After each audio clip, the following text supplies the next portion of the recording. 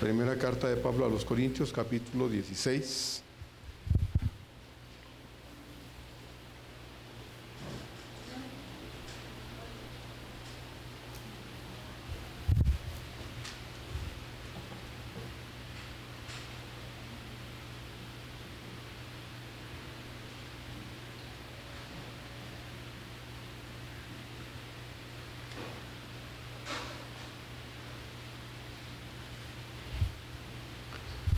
Primera carta de Pablo a los Corintios 16, versos 5 a 7.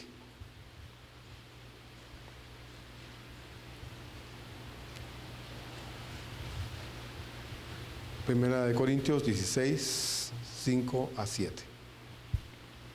Si ya lo tiene, vamos a leer juntos este breve texto de la palabra de Dios. Dice así la palabra del Señor entonces: iré a vosotros cuando haya pasado por Macedonia, pues por Macedonia tengo que pasar.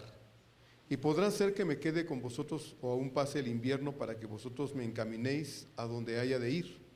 Porque no quiero veros ahora de paso, pues espero estar con vosotros algún tiempo si el Señor lo permite. Cuando no conocíamos a Cristo, nuestra vida la vivíamos según nuestros propios criterios y hacíamos todo cuanto se nos antojaba y cuando se nos antojaba. Pero hoy que sí lo conocemos, debemos saber, recordar o aprender, hermanos, que todos los aspectos de nuestra nueva vida deberían estar siendo sometidos constantemente a la inequívoca voluntad de Dios. Porque cuando Dios está de acuerdo con nuestros planes, todo sin duda alguna obtiene su bendición y nos va mejor. El tema de esta reflexión es: Dios tiene siempre la razón. Proverbios 10:19 dice: la bendición de Jehová es la que enriquece y no añade tristeza con ella. Ahí mismo en Proverbios 21:31 también dice el escritor: el caballo se alista para el día de la batalla, mas Jehová es el que da la victoria. Y en Proverbios 16:1 nos recuerda el escritor que del hombre son las disposiciones del corazón, mas de Jehová es la respuesta de la lengua. En este último capítulo que estamos examinando, Pablo inserta varios asuntos. Como ya lo dijimos también, ha dejado de lado el tema de la resurrección, con todos los aspectos que implica este gran misterio, ¿verdad? De la resurrección, y ahora, hermanos, inserta diversos aspectos que Pablo va a tratar brevemente. Ya vimos en los primeros versículos, los primeros 4 versículos, la insistencia de Pablo de que los corintios no olvidaran que debían ser partícipes con las necesidades de sus hermanos judíos en Jerusalén, a los que él llama los santos. Y les ha exhortado Pablo a que, bueno, ellos más bien puedan apartar cada semana, ¿verdad? Cada primer día de la semana algo conforme hubiesen prosperado y guardarlo para que cuando él llegara entonces no se apresuraran o dijeran: es que no me dio tiempo. No, entonces la idea de Pablo fue que cada semana ellos pudieran ser capaces de llevar algo, dejarlo en el templo y reservarlo para un día poderlo entregar a los hermanos de Jerusalén. Luego de motivar a sus hermanos pues a hacer esta colecta económica, Pablo hace partícipe a los corintios de sus planes futuros, ya que en esos planes estaba la oportunidad para que él pudiera estar con ellos, por un lado para personalmente tratar, como ya usted sabe, algunos asuntos que no se podían tratar por carta. Simplemente Pablo les dice que él desea, él anhela ir, porque esos asuntos que él debía tratar no se podían tratar así, por escrito. Necesariamente tenía que él estar ahí para poder hablar con ellos cara a cara y aclarar algunos asuntos que todavía no se habían resuelto entre los hermanos corintios. Pablo era un hombre centrado en Dios. Todo lo que Pablo hacía, hermanos, lo hacía habiendo orado, habiendo pedido a Dios su bendición, su dirección, y solicitado de Dios si estaba de acuerdo que él bendijera sus deseos, sus planes, sus anhelos, sus proyectos. Siento que Pablo era un hombre completamente centrado en Dios, Él sabía que nada que él hiciera en función de su vida personal y específicamente, hermanos, en función del ministerio que el Señor le había encargado, pues nada se podía realizar. Y es que, hermanos, ¿cuánto necesitamos aprender nosotros los creyentes de este tiempo y reforzar el hecho de que todo lo que nosotros queremos en la vida, hermanos, y nuestra vida personal circula alrededor de la voluntad de Dios? Pablo comparte parte de sus planes futuros a los corintios, pero deja muy claro, como ya leímos, hermanos, que lo que él quería hacer estaba solo en dependencia de la aprobación y la voluntad de Dios. Así es que vamos a ver en esta tarde lo que Pablo quiere decir al respecto y qué nos enseña a nosotros con respecto a este asunto acerca de someter nuestros planes, deseos y anhelos a la voluntad de Dios. Pablo dice entonces en este verso número 5, que ya leímos, iré, dice, a vosotros cuando haya pasado por Macedonia, pues por Macedonia tengo que pasar. En sus constantes viajes, Pablo trataba de aprovechar las oportunidades que tenía para visitar ocasionalmente las iglesias que él ya había fundado. Cuando él tenía un proyecto de viajar a algún lado, él planeaba y decía, bueno, pero me va a servir de oportunidad para pasar a ver a ciertos hermanos que me quedan en el camino. Y entonces Pablo, hermanos, aprovechaba esas oportunidades para pasar a animar a los hermanos, para pasar a ver cómo estaban los hermanos en cuanto a su fe, para poder corregir algunas deficiencias en cuanto a la enseñanza. Como usted sabe, habían muchos malos maestros en ese tiempo que enseñaban cosas que Cristo no había enseñado, que los apóstoles no habían enseñado, y Pablo entonces aprovechaba para corregir deficiencias en cuanto a la escritura, a la enseñanza de las escrituras, para defender la doctrina bíblica y para poder poner orden donde se requería poner orden. Como ya se dijo, Pablo tenía algunos asuntos delicados que tratar con los corintios. Él bien pudo decir, bueno, mejor no voy, ¿para qué enfrento esta situación de manera personal con ellos? Mejor me libro de esta cuestión y les escribo y lo que pase. No, mire, Pablo no era de esos hombres que huía a confrontar a los hermanos. Esto, hermanos, no es fácil.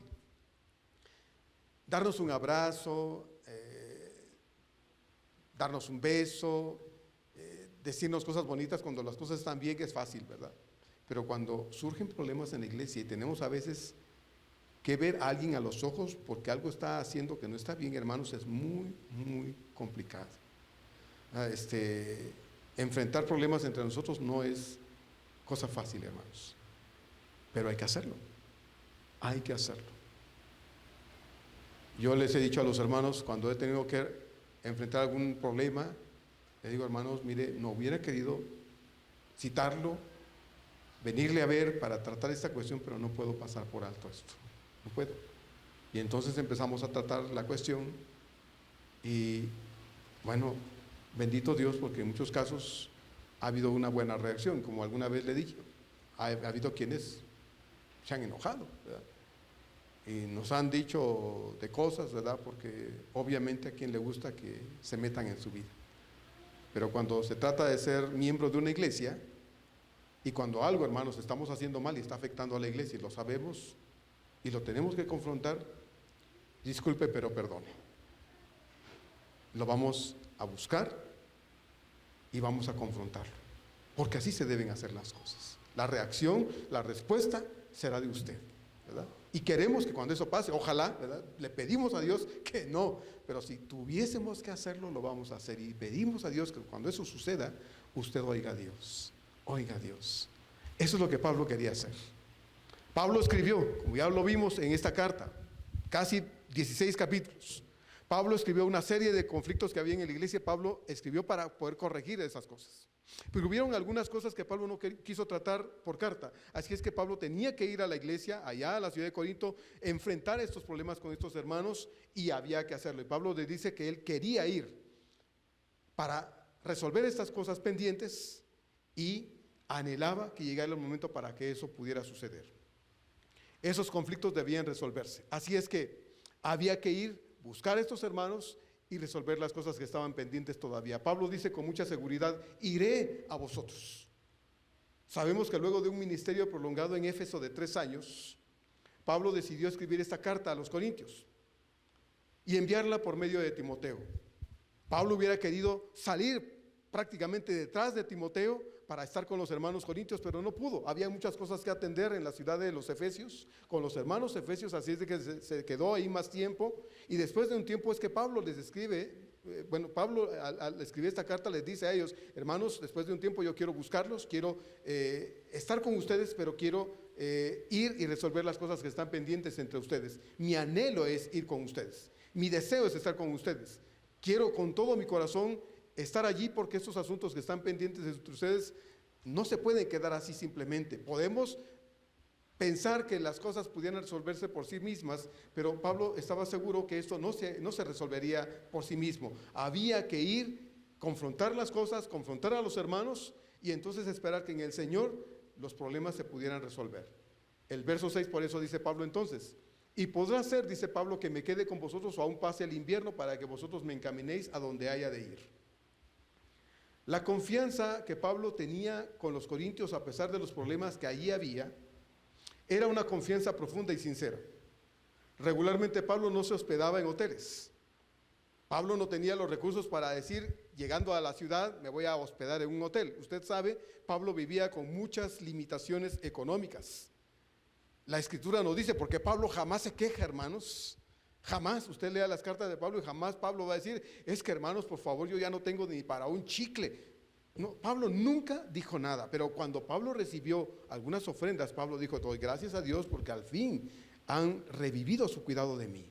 Así es que Pablo estaba siempre agradecido a Dios, porque habían hermanos que se acordaban de él y lo ubicaban, y a donde quiera que Pablo estaba le mandaban algunas ayudas económicas, y eso le servía a Pablo para poder mantenerse y muchas veces, hermanos, ayudar al equipo que constantemente estaba con él, ¿verdad? Viajando y ayudándole en el ministerio de las misiones, y ese dinero servía para poder sostener a Pablo y sostener a todo ese equipo misionero.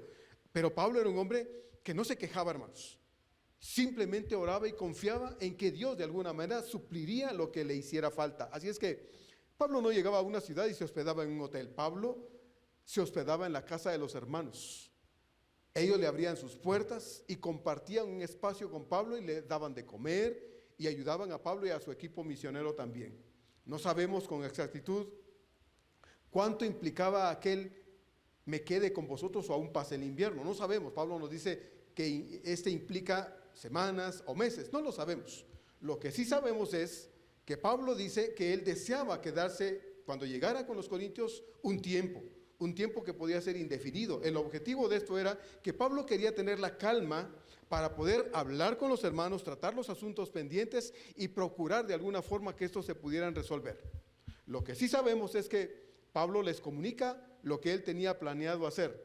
Indudablemente les incluye a esos corintios el hecho de preocuparse, porque cuando Pablo llegara, entonces ellos tuviesen que ofrecerle a Pablo un espacio donde estar y atenderlo en todas sus necesidades que requería como visita entre ellos. Me gusta, hermanos, la actitud de Pablo, porque no es de ninguna manera una actitud abusiva, aprovechada, impositiva. No, hermanos. Pablo nos dice ahí: hermanos, voy a ir, pero prepárenme un buen lugar. Ya saben que no me gusta quedarme en cualquier lugar y me gusta comer bien y me gusta que me atiendan bien. Pablo no está diciendo estas cosas, hermanos. No. Pablo les está diciendo que va a ir y de él desea, está planeado, o él tiene planeado quedarse un tiempo entre ellos. Esto implica entonces que los hermanos corintios debían platicar entre ellos. Debían saber que cuando Pablo llegara, ellos debían tener un espacio para Pablo, y donde él se quedara debían como iglesia contribuir para que lo que a Pablo le hiciera falta, ellos se lo pudieran proveer. Esto estaba implícito, implicado en el deseo de Pablo cuando les dice que él quiere estar entre ellos, y aún dice pasar el invierno, que sabemos que duraba quizá algunos meses, y ellos tuviesen la oportunidad para compartir con Pablo. Pablo entonces no es un hombre aprovechado, no es un hombre abusivo. Si Pablo hubiera estado seguro de que no podía, hermanos, decir esto, no lo hubiera dicho. La relación entre los corintios y Pablo era en general muy buena. Y sí, tal vez alguno esté pensando: pastor, pero usted ha dicho que habían hermanos que no querían a Pablo. Es cierto. Mi mamá solía decir, como no somos pepitas de oro, no le caemos bien a todo el mundo. Así decía, hermano. No somos pepitas de oro, entonces no le caemos bien a todos. Y tiene razón, tenía razón. Si fuésemos moneditas de oro, pues ¿quién no nos querría, verdad? Pero no lo somos. Y Pablo, hermanos, no era bien querido por toda la iglesia, pero en general la iglesia amaba y apreciaba a Pablo. Así es que si Pablo no hubiera tenido esa clase de relación con los corintios, hermanos, no lo hubiera dicho. No hubiera dicho, hermanos, yo quiero quedarme entre ustedes, lo cual implicaba, aunque Pablo no lo dice aquí, implicaba el hecho de que ellos debieran haber tenido un espacio para Pablo y haber preparado todo lo esencial para que Pablo, estando entre ellos, hubiera estado tranquilo, teniendo todo lo esencial. Yo he platicado esto porque a mí para mí fue una experiencia muy hermosa, hermanos. Cuando yo estuve aquí al principio y llegué a la iglesia donde estuve al principio, los hermanos no tenían un espacio como nosotros propio, rentaban un localito por ahí. Así es que cuando yo llegué entre ellos, ya ellos habían hablado y se habían puesto de acuerdo, las poquitas familias que eran, de hecho, lo que constituía esta iglesia, se habían puesto de acuerdo con quienes yo iba a estar esos fines de semana que ya iba yo a empezar a ir allá. Y cuando yo llegué, ya estaba alguien esperándome con un rotulito diciendo que me esperaban a mí. Yo no conocía a nadie, así es de que me subí a una camioneta con unas personas y me fueron a dejar a la casa de unos hermanos. Y me dijeron, hermano, bienvenido, aquí va a estar con nosotros usted este fin de semana. Y el domingo que ya estuve con los hermanos, me dijeron, hermano, ya nos distribuimos el hecho de recibirle en nuestras casas estos fines de semana que usted va a empezar a venir con nosotros. Este fin de semana le toca con la familia tal, la otra semana usted va a estar con la familia fulana y así. Ellos ya habían hablado todo eso. Habían hecho un calendario de recepción pastoral, ¿verdad? Y ya sabía quiénes me iban a atender. Implicaba que en sus casas me habían hecho ya un espacio donde yo iba a estar, ¿verdad? Iba a comer con ellos, iba a vivir con ellos ese fin de semana y el lunes yo me regresaba al seminario. Entonces, cuando yo estuve con los hermanos, fue una experiencia muy bonita. Porque habían hermanos en la iglesia que no tenían muchos recursos. Y había una familia en particular de una hermana que era muy, muy, muy pobre, hermanos. Muy pobre. Pero ¿sabe qué? El día que yo llegaba, o llegué el primer fin de semana con esta hermana, muy pobre, me dejaron la mejor cama. Ella, su papá, su mamá y sus 3 niños se quedaron en una cama. Y me dejaron la cama más grande incluso. Yo le dije, hermana, mejor me duermo en la otra. Yo quepo bien en la otra y ustedes quedan en esta porque es más grande. No, pastor. Usted se va a quedar ahí porque queremos que usted se sienta cómodo y bien aquí en nuestra humilde casa. ¿Qué hizo la hermana para darme carne ese fin de semana? Solo Dios lo sabe. Pero fue la comida más rica que yo me había comido hasta entonces. Porque yo sabía que esa hermana no tenía dinero, pero algo había hecho para darle de comer a sus 2 papás, a sus 3 hijos y ahora al pastor.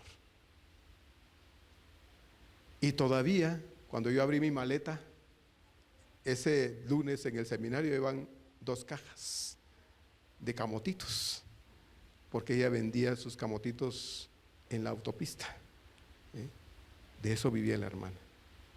Entonces, hermanos, Pablo no podía haber dicho algo como esto si no hubiera estado seguro que sus hermanos corintios iban a acceder a recibirlo en su casa con alegría y darle lo que necesitaba porque había disposición en su corazón. Obviamente, quienes no quisieron a Pablo han de haber dicho, a Pablo yo nunca lo voy a recibir en mi casa, ¿verdad? No, que yo meta a ese hombre en mi casa y le dé de comer todavía. Es probable que eso pasó. Pero quienes amaban a Pablo han de haber dicho, yo quiero que Pablo esté en mi casa. Yo. Bueno, hicieron un calendario y dijeron, bueno, cuando venga Pablo, así lo vamos a recibir. Entonces Pablo sabía que podía confiar en el hecho de que cuando llegara a Corinto iba a tener hospedaje, comida y todo lo necesario, incluso para cuando él saliera de regreso, iba a tener todo lo necesario para su viaje. Lo vamos a ver ahorita. Disponer su estancia bajo estas circunstancias de parte de Pablo implicaba, hermanos, la libertad y la seguridad de que sin duda alguna así sería.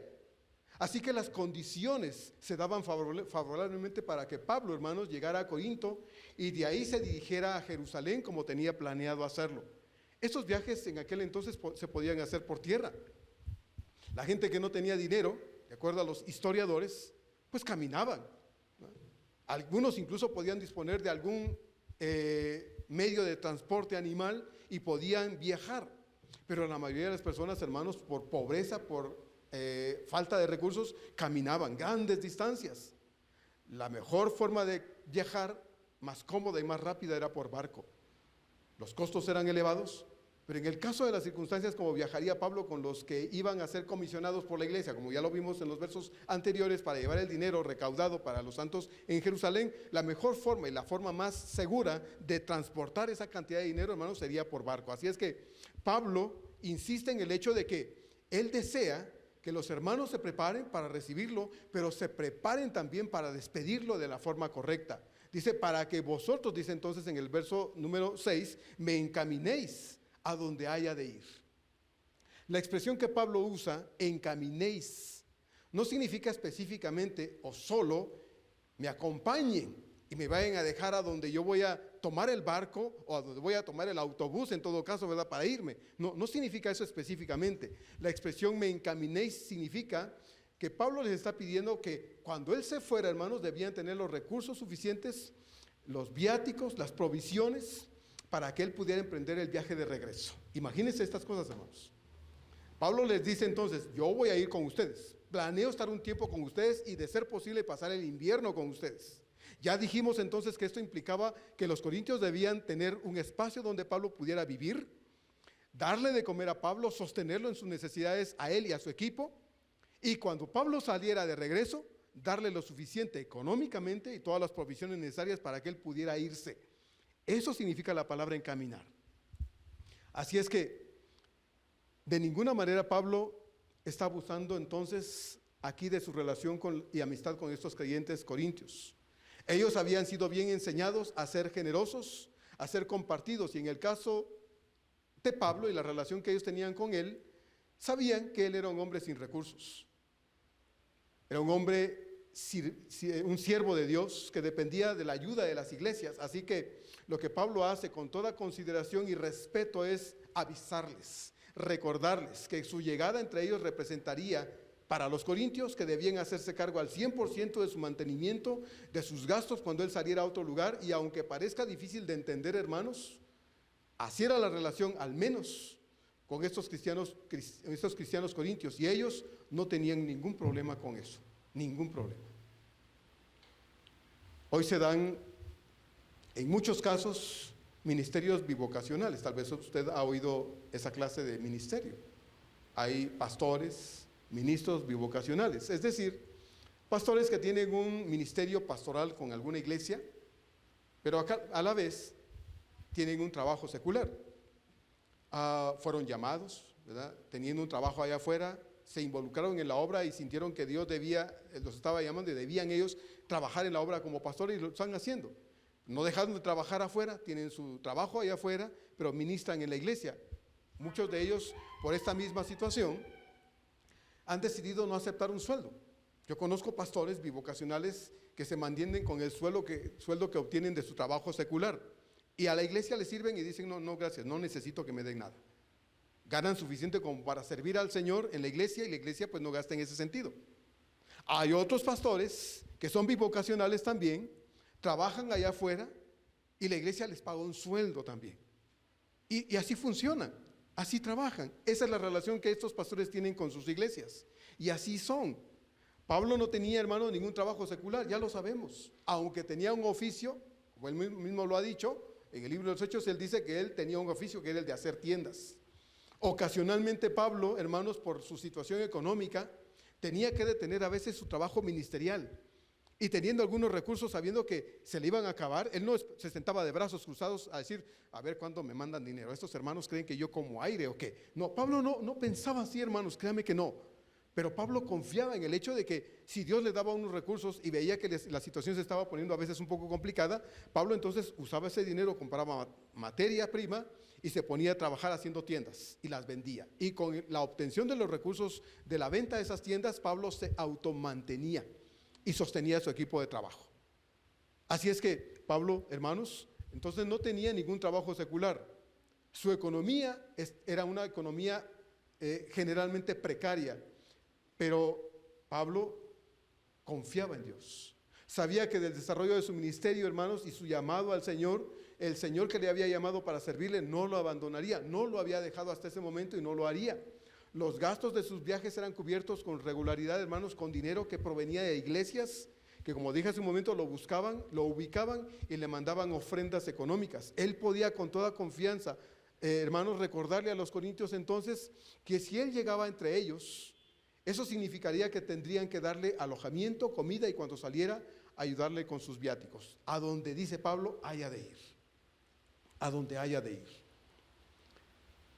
Dice verso 7 entonces: pero no quiero veros ahora de paso, dice Pablo, pero espero estar con vosotros algún tiempo si el Señor lo permite. Pablo en el verso número 5 dijo: iré a vosotros cuando haya pasado por Macedonia, pues por Macedonia tengo que pasar. Se cree que originalmente el viaje de Pablo era, estando en Éfeso, él iba a ir a Corinto, de Corinto iba a regresar a Macedonia, de Macedonia iba a regresar de nuevo a Corinto, y de Corinto se iba a ir a Jerusalén. Ese era el proyecto, se dice, se supone, que Pablo tenía en mente hacer. El viaje que Pablo iba a hacer, en primer lugar a Corinto iba a ser un viaje breve, una estancia breve. Pero los planes de Pablo cambiaron. Así es que Pablo, en vez de ir directo a Corinto, como era en primera instancia el proyecto, Pablo dice: voy a Macedonia, de Macedonia ahora me voy a Corinto, y de Corinto me voy ahora a Jerusalén. Así es que recuerden que les he pedido que guarden dinero para que cuando ustedes designen a los que tienen que ir con la ofrenda que vamos a llevar a Jerusalén, yo los acompañe. Entonces Pablo ha cambiado sus planes. Ya no va a ir directo a Corinto, ahora va a pasar por Macedonia y va a ir a Corinto, donde va a tratar estos asuntos de los que Pablo ha estado hablando acá. Y después de estar este tiempo en Corinto, Pablo va a salir a Jerusalén acompañando a los emisarios de la iglesia, llevando la ofrenda que se va a entregar a los santos en Jerusalén. Así es que, hermanos, no siempre lo que se planea se efectúa, ¿verdad? Nosotros disponemos y Dios, ¿qué hace? Pone la palabra final, ¿verdad? Nosotros hacemos planes y Dios siempre va a decir lo que es mejor al final. El plan de Pablo entonces era ir a Corinto, no en plan vacacional, hermanos, sino como era lo natural en él, iba para ministrar a los hermanos en la ciudad de Corinto. Oí hace un tiempo atrás de unos misioneros que fueron a otro país lejano y sintieron en su corazón el llamado a ir a trabajar y se fueron. Dios bendijo a estos hermanos a donde fueron, hermanos. Y el trabajo que estos hermanos hicieron en ese país muy complicado produjo buenos resultados. Conforme ellos fueron trabajando hubo una buena respuesta, así es que un día ellos decidieron escribir a la iglesia donde ellos habían salido aquí en la Ciudad de México y les dijeron: hermanos, necesitamos que algunos vengan a ayudarnos, ¿verdad? Serán bienvenidos acá, necesitamos que vengan y nos ayuden. Nosotros no podemos mandarles recursos para que vengan, pero quienes puedan, vengan por favor y vengan a ayudarnos. En la iglesia se trató el asunto y algunos dijeron: yo voy, y la iglesia parece ser que les pagó su transporte a estos hermanos hasta allá, y la idea era: vayan y ayuden a los hermanos. Pero desgraciadamente algunos de estos hermanos que fueron en este equipo de ayuda misionera solo fueron a pasear, aprovecharon para ir a pasear y turistear, y lo que menos hicieron fue trabajar. Esto no es nuevo, hermanos, no es nuevo. Hay gente que no sirve al Señor, pero se dedica a disfrutar de las cosas que obtiene en el trabajo en la obra de Dios. Y eso, hermanos, es triste, porque solo se usa a veces la iglesia y sus recursos para vivir como rey, y lo único que no hacen es servir al Señor. Ven a la iglesia como un escalón económico y nada más. Tal vez usted ha oído de gente así. Cuando el Señor permitió que yo trabajara allá en mi país, hubo un gran grupo de la iglesia que decidió empezar a trabajar allá. Y muy alegremente fueron. Pero con el paso de los días, de las semanas, algunos ya no llegaron. Había mucho polvo, un lugar muy pobre, mucho lodo cuando llovía. Así es que a algunos pues no les gustó y decidieron renunciar. Alguna vez un hermano muy emocionado me dijo: hermano, yo me voy con usted. Y dije: sí, hermano, vámonos. Y casualmente fue un viernes que teníamos la oración a las 7 de la noche. Se fue conmigo. Esa noche llovió. Los hermanos al final solía pasar que me decían: hermano, es que, y me platicaban cosas, yo me quedaba platicando con ellos. Y al final de todo esto se nos hizo tarde. Y le dije: hermano, ya se nos fue el último camión. Vamos a tener que caminar. Y me dijo: ¿caminar? Sí, le dije: vamos a tener que caminar. Eran más o menos 3 kilómetros. Y mientras caminábamos, él andaba viendo cómo librar los charcos de agua, de lodo. Mira, hermano, iba el hermano tan decepcionado que fue la primera y la última vez que me acompañó. En todo el camino iba quejándose el pobre. Y quejándose, y quejándose, y quejándose.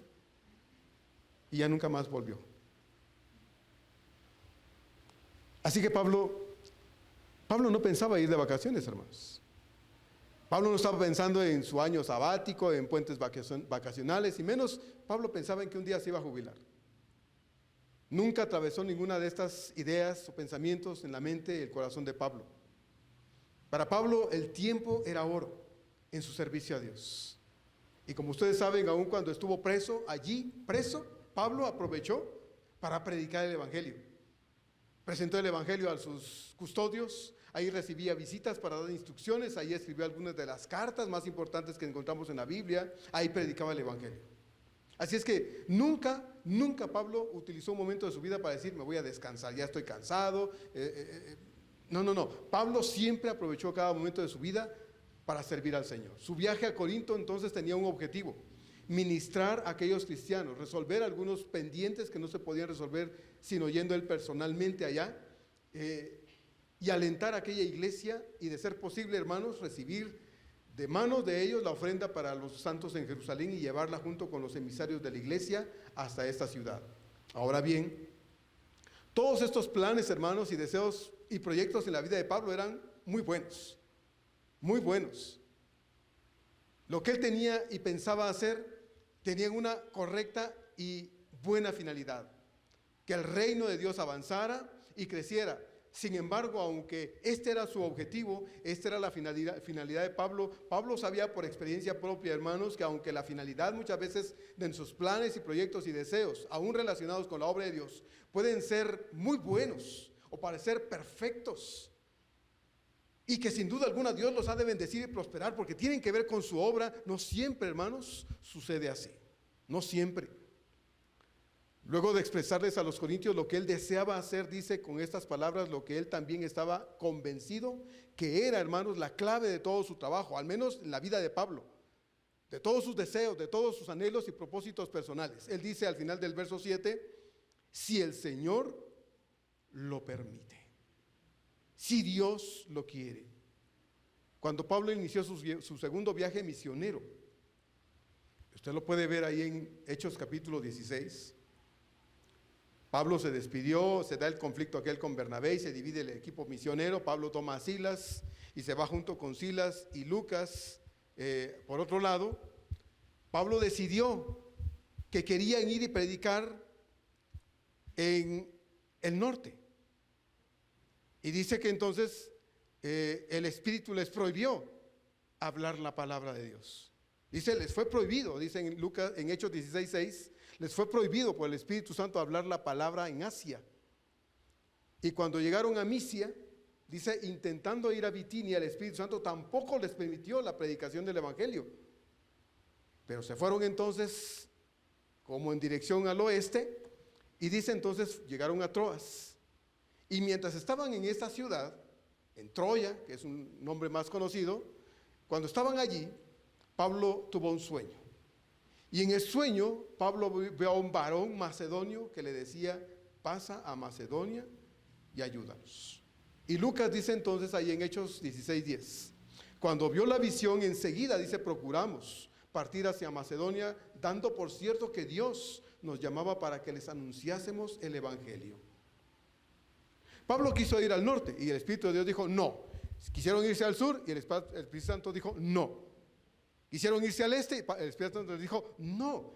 Entonces dijo, bueno, si no es al norte, ni es al sur, ni es al este, entonces ha de ser al oeste, y se fueron. Y llegando a Troas, tuvieron la visión, Pablo tuvo la visión de este varón que les dijo, pasa y ayúdanos. Y entonces Pablo se dirigió entonces en dirección a la región de Macedonia, y en Filipos, usted conoce la historia. Pablo predicó el Evangelio, hubieron algunos convertidos, y por causa del efecto de la conversión de estas personas al Evangelio de Jesucristo, Pablo paró junto con Silas en la prisión.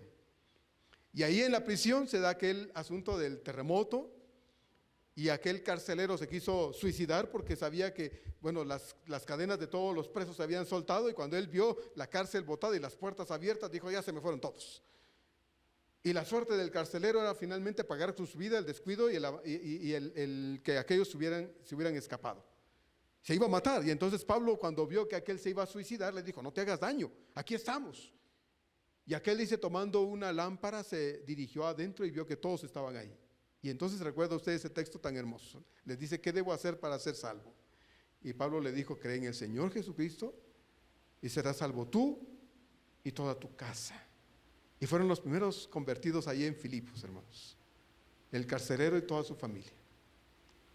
Bueno, eso es lo que Pablo había oído.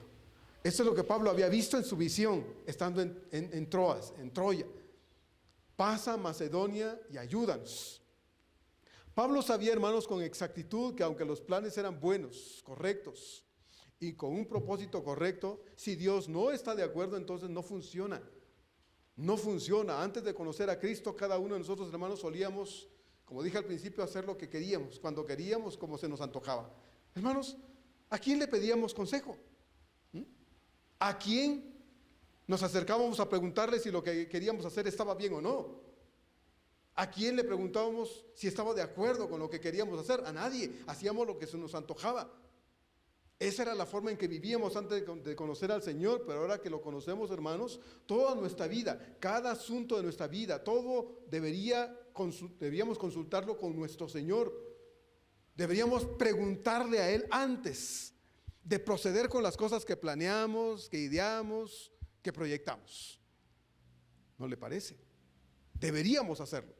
Cuando oramos por algún asunto que deseamos llevar a cabo, cuando planeamos respecto de alguna cosa que anhelamos para nuestro futuro inmediato, cuando oramos porque queremos desarrollar algún proyecto laboral, familiar, académico, sentimental o lo que sea, deberíamos estar convencidos, hermanos, y entender que al orar por la bendición de Dios y la aprobación de Dios por lo que queremos hacer y solicitarle que nos muestre su voluntad, estar dispuestos a someternos a la soberana voluntad de Dios cuando Él decide lo que debemos hacer. Debemos o deberíamos estar dispuestos, hermanos, a acceder a las determinaciones de Dios cuando oramos pidiéndole que Él decida qué es mejor para nosotros.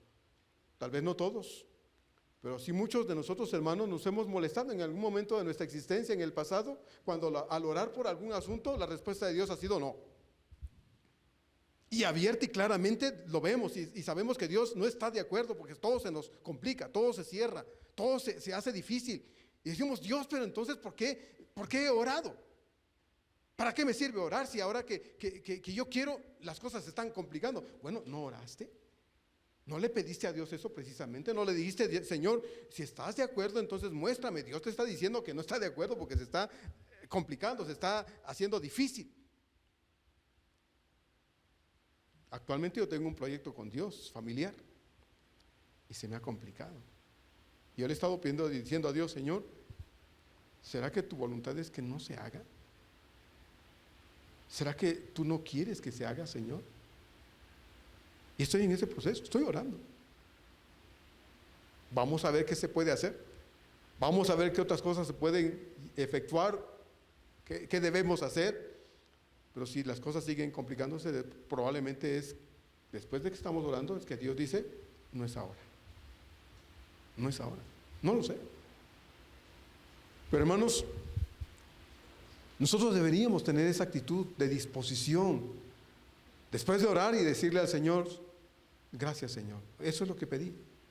Si estabas de acuerdo o no, y esto, todo parece indicar que tu respuesta es que no. Miren, cuando Dios facilita algo, cuando Dios está de acuerdo con algo, lo facilita todo. Todo lo facilita. Yo le digo siempre a Dios, Dios, qué bueno que no me dejaste llegar aquí en el 90. Yo quise venir, no se pudo. Quise meterme hasta ilegal y me regresaron. Y yo con Dios, enojado. Señor, pues lo que quiero hacer es bueno, y le dije a Dios, pero enojado. Cuando Dios me reveló y me mostró que su voluntad no era en ese momento lo que yo quería hacer, entonces, hermano, cuando oré y le pregunté a Dios y le dije, Señor, si es tu voluntad, facilítalo todo, y si no, cierra puertas. Entonces yo voy a entender que no es para allá, es para allá. ¿Sabe que, hermano, Dios abrió puertas y todo se facilitó? Así es Dios, hermanos. Pero muchas veces, sabiendo aún que Dios dijo no, ¿qué hacemos? Hacemos lo que queremos y entonces nos damos de trancas. Es cuando todo se hace difícil. El ejemplo de sumisión a la voluntad de Dios por excelencia, hermanos, es nuestro Señor. ¿Recuerda usted cuando Él estuvo en el huerto de Getsemaní? Estaba sometido a una gran presión, Él sabía lo que le esperaba.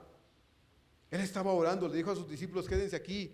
Tomó unos cuantos de ellos y dijo, quédense aquí orando, yo voy a ir allá a orar. Y cuando se arrodilló a orar, sus palabras fueron estas.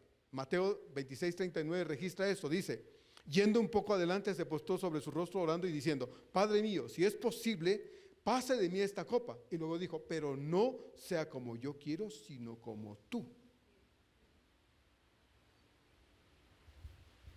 Y usted y yo sabemos, hermanos, cuál fue finalmente la decisión del Padre, ¿verdad? Usted y yo lo sabemos. La decisión del Padre fue que Él tomara esa copa y la bebiera hasta el fondo. Así es, hermanos, así es. Alguna vez, hermanos, nos molestamos con Dios. Algunas veces nos enojamos con Dios y nos rebelamos a su final voluntad respecto de las cosas que le estamos pidiendo. Hermano, no nos enojemos cuando Dios nos dice al final de un tiempo de oración respecto a algo que no. Dios tiene una perspectiva perfecta de las cosas relacionadas con usted y conmigo individualmente. Y Dios, hermano, nunca se va a equivocar cuando nos dice no.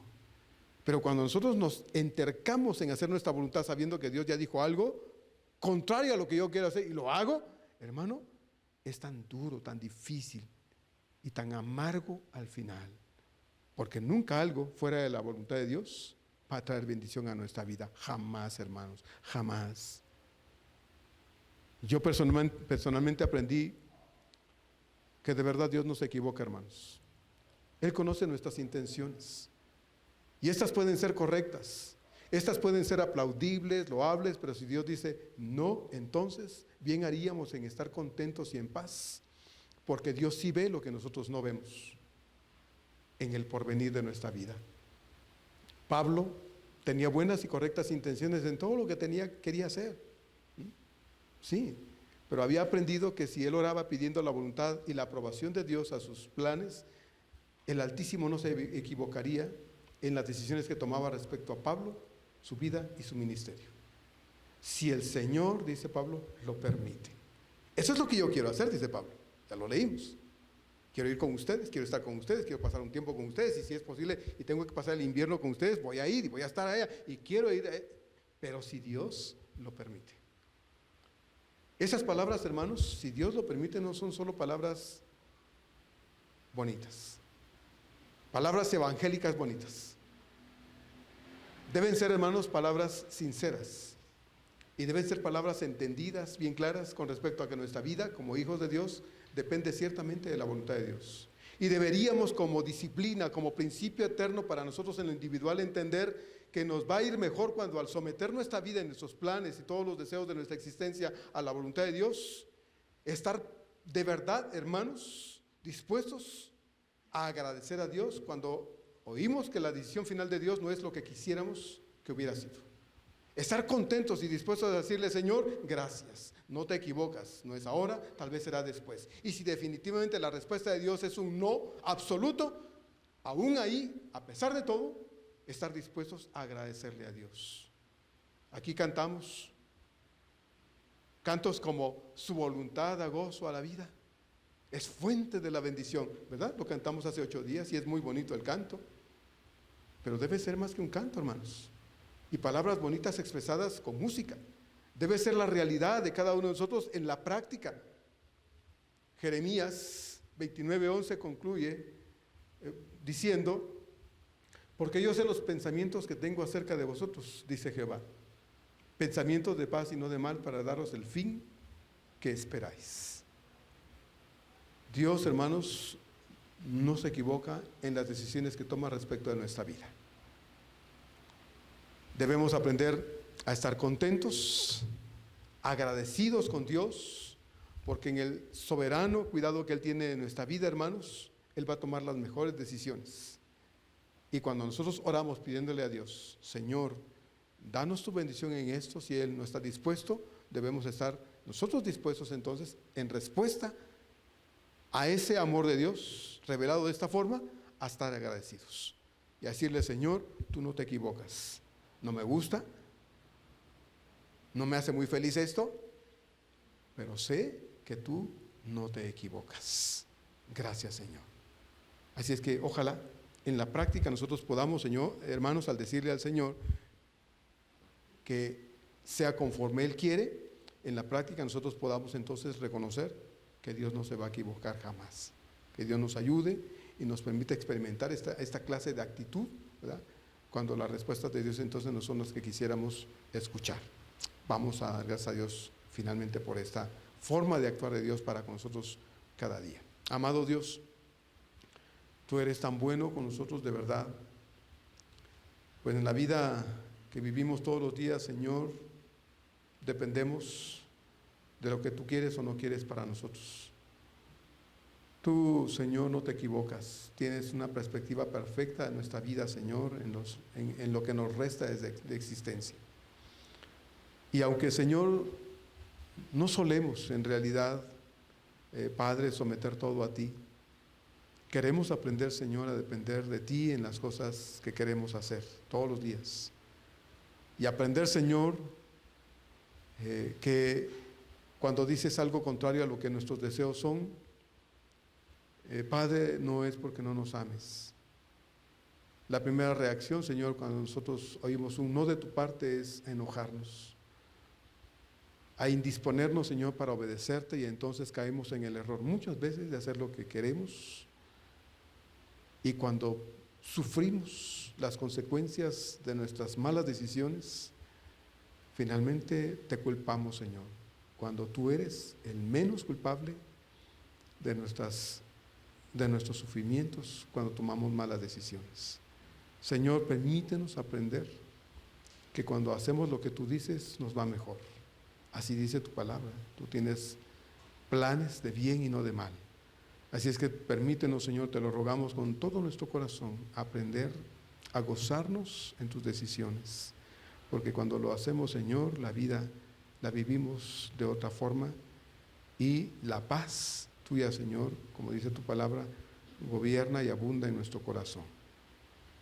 Ayúdanos, pues, Señor, a aprender y que podamos no olvidar el consejo de tu palabra, Señor, en esta semana una vez más. Te lo pedimos, por favor, Señor, en el nombre de Cristo Jesús. Amén.